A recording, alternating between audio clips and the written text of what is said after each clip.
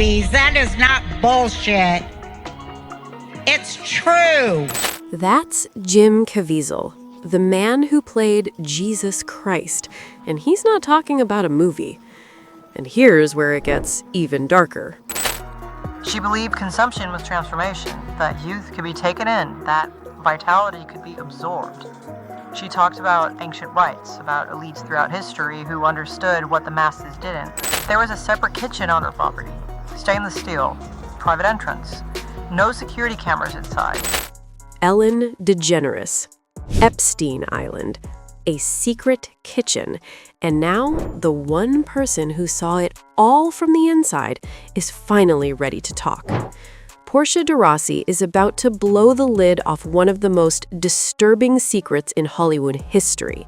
And what she's allegedly exposing isn't just about power or money. It's about what Ellen was consuming to stay young and where those ingredients came from. Let's be very clear about what we're dealing with here. This isn't tabloid gossip. This isn't a celebrity breakup story. This is about a pattern that connects Ellen DeGeneres to Jeffrey Epstein's network, to missing children, to rituals described by multiple witnesses, and to a practice so disturbing that the people who participate in it can never, ever speak about it. Until now, because Portia de Rossi, Ellen's wife of nearly 20 years, is reportedly cooperating with investigators, and according to sources close to the situation, what she's been describing behind closed doors involves Epstein Island, private flights, and a very specific reason Ellen was so obsessed with youth, vitality, and looking decades younger than her actual age. Ellen DeGeneres is 66 years old, but for years, people marveled at how young she looked, how energetic she seemed, how she never aged the way normal people age. The public chalked it up to wealth, to good genetics, to personal trainers, and expensive skincare. But witnesses are now describing something else entirely. Something that involves extraction, consumption, and a belief system rooted in the idea that youth isn't just preserved, it's transferred. And Portia de Rossi allegedly saw it happen. Let's start with what we know for a fact. Ellen DeGeneres' name appears in the Epstein files, not once, multiple times. Ellen DeGeneres is named in the Epstein documents, and that part is real. Her name appears in the broader index of over 300 high-profile individuals that show up across the investigative materials. Flight logs, communications, third-party interviews, peripheral records. Now, being named in an investigative file doesn't automatically mean you're guilty of a crime. That's true. But it does mean you are close enough to the network that your name came up during a federal investigation into one of the most prolific child traffickers in modern history. And when you combine that with what multiple witnesses are now saying about what happened on that island, Ellen's presence in those files stops looking like a coincidence and starts looking like a connection. Because Epstein Island wasn't just a place where powerful people went to commit crimes. According to sources who've spoken to investigators, it was a place where specific procedures took place. Procedures that involved children. Procedures that went beyond trafficking in the conventional sense. Sources describing conditions on Epstein's Island have referenced procedures, treatments, things that happen to children on that island that go beyond trafficking in the conventional sense. Things that involve the extraction of biological material, specifically from young bodies, for use in treatments designed to preserve the appearance and vitality of the adults who funded those visits. Extraction of biological material from children for anti-aging treatments. Read that again slowly. And now, think about Ellen DeGeneres, a woman who built her entire brand on being kind, relatable, and youthful. A woman who never seemed to age. A woman whose name is now in the Epstein files. Portia de Rossi met Ellen in 2004. They became one of Hollywood's most celebrated couples, the perfect progressive love story. They were photographed together at every major event. They seemed inseparable. But behind closed doors, according to sources close to Portia, the reality was very different.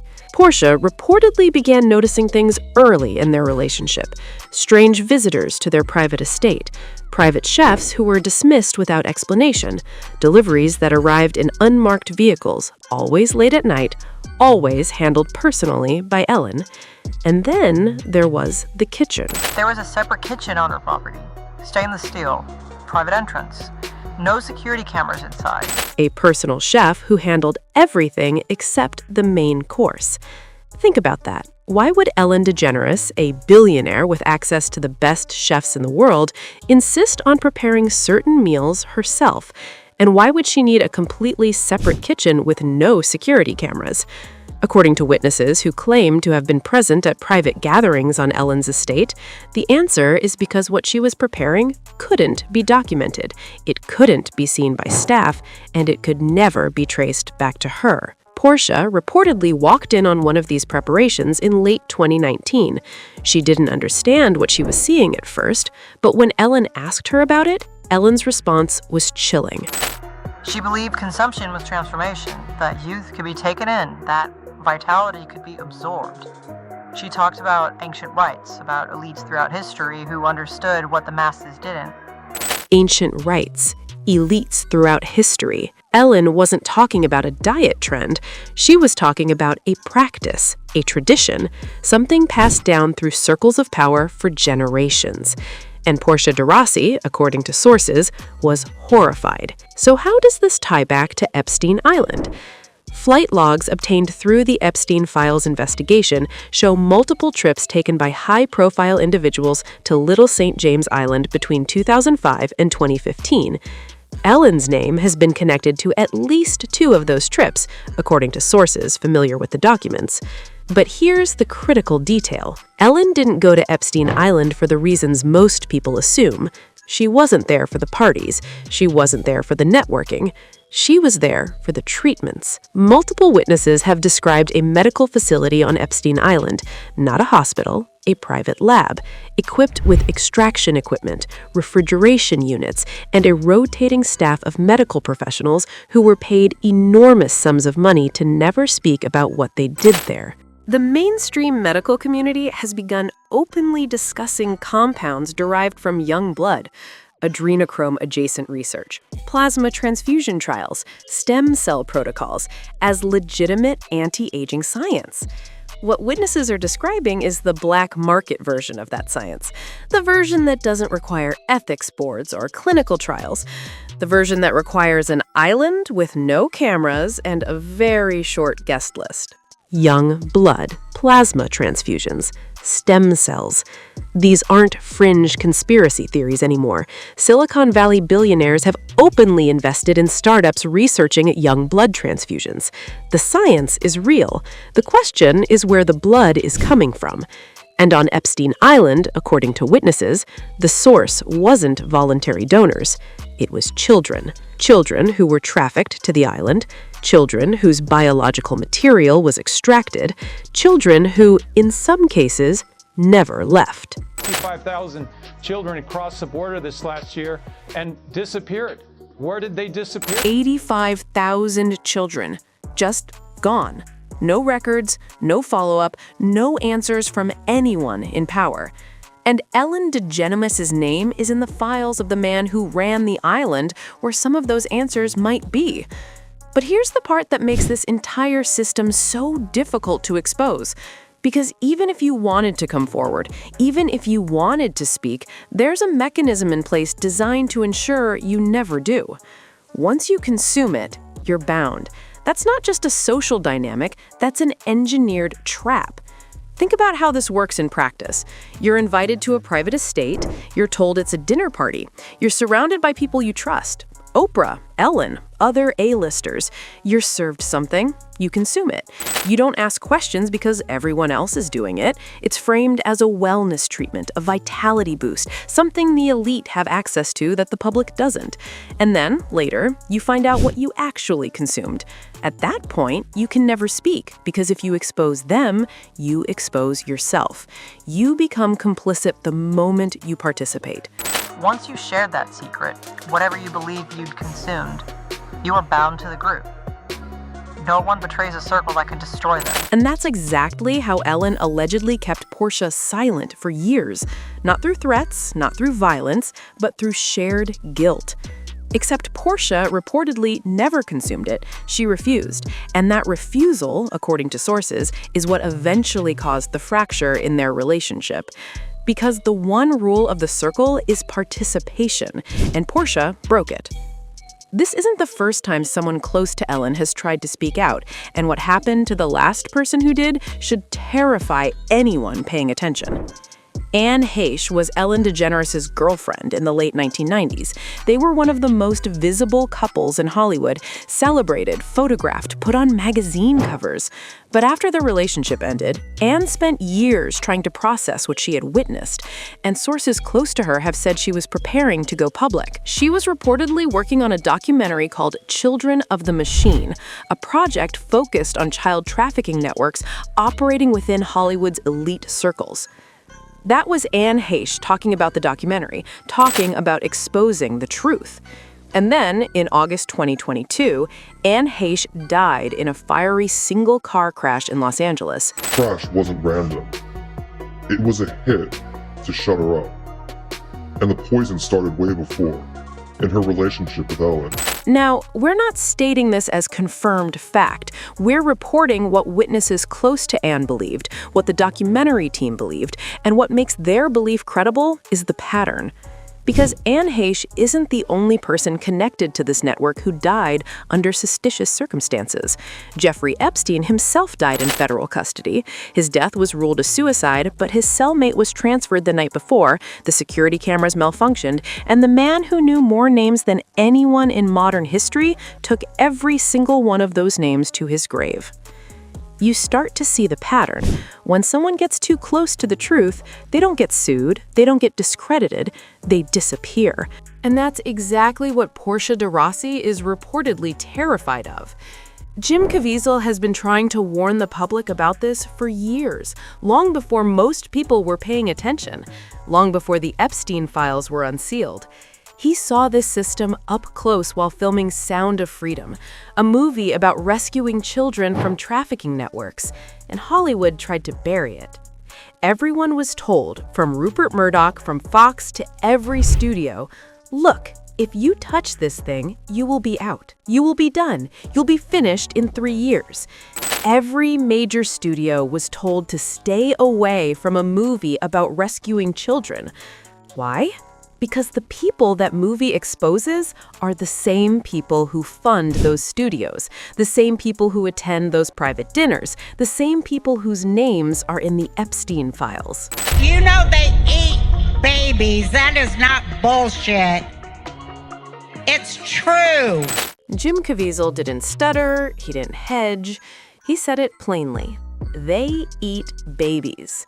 And whether you interpret that literally or symbolically, the message is the same.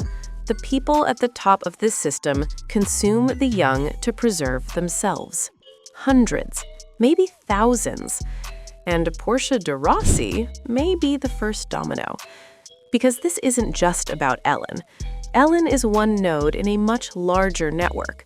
A network that includes Oprah Winfrey, whose name also appears in the Epstein files 5 times. Oprah, who opened a school for girls in South Africa, where a matron was arrested on 14 counts of indecent acts against minors. A matron dormitory is arrested, 14 counts of indecent acts against underage students. A lawsuit follows. A settlement is reached behind closed doors. No public details, no real accountability.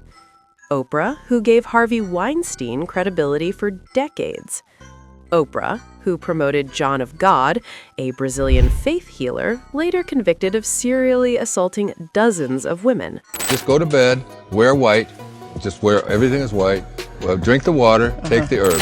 The pattern is identical every single time. Proximity, validation, silence, rebranding. And Ellen fits that exact same pattern.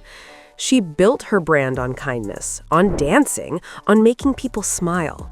And behind that brand, according to witnesses, was someone participating in rituals designed to bind the elite together through shared, unspeakable acts. Once you shared that secret, whatever you believed you'd consumed, you were bound to the group. No one betrays a circle that can destroy them. But Portia de Rossi is about to. So why now? Why is Portia reportedly coming forward after all these years? According to sources, it's because she realized staying silent was no longer protecting her. It was making her complicit. Portia has reportedly been in contact with investigators connected to the Epstein files. She's been sharing details about private gatherings, about trips, about what she witnessed in that separate kitchen with no cameras. And she's been naming names: Ellen, Oprah, Diddy, others whose identities haven't been made public yet, but whose careers, according to sources, are about to implode. The same way Harvey Weinstein's did, the same way Epstein's network began to unravel once one person started talking. I know that the saints in heaven wish to be on this earth right now because there are far more people on this earth than there's ever been. And there are far more souls to save right now than there ever has ever been. Jim Caviezel believes we are at a hinge point in history, a moment when the truth, no matter how dark, is finally coming to light. And Portia de Rossi may be the catalyst. Because once she speaks publicly, once she goes on record with what she saw, what Ellen told her, what happened on Epstein Island, the entire house of cards collapses. The elite circles that have protected each other for decades won't be able to hold the line anymore. The complicity mechanism breaks the moment one insider chooses truth over self-preservation. And according to sources, Portia has already made that choice. Let's summarize what we're looking at here. Ellen DeGeneres' name appears in the Epstein files multiple times. Witnesses describe Ellen participating in rituals involving consumption, rituals designed to preserve youth and bind participants through shared guilt. Ellen had a private kitchen on her estate with no security cameras where she personally prepared meals that staff were never allowed to see.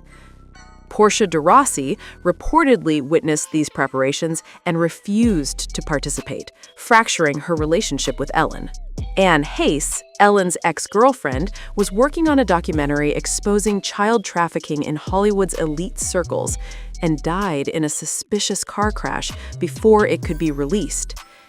Jim Caviezel has been warning the public for years that Hollywood's most powerful people are involved in a system that consumes the young to preserve the old.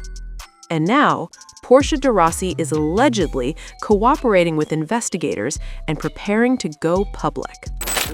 Is just the beginning of this whole thing. It's an 8-armed octopus, and if you take just out, that arm will grow back. You have to take the head. Portia isn't just exposing Ellen. She's exposing the head, the people who ran Epstein Island, the people who trafficked children, the people who built an entire infrastructure around the belief that youth can be consumed, that vitality can be stolen, and that power means never being held accountable. But accountability is coming. The Epstein files were just the beginning. Portia's testimony could be the avalanche, and if Jim Caviezel is right, hundreds, maybe thousands of whistleblowers are about to follow. This story is not over. It's just getting started. Stay locked in, because what happens next is going to shake Hollywood to its foundation.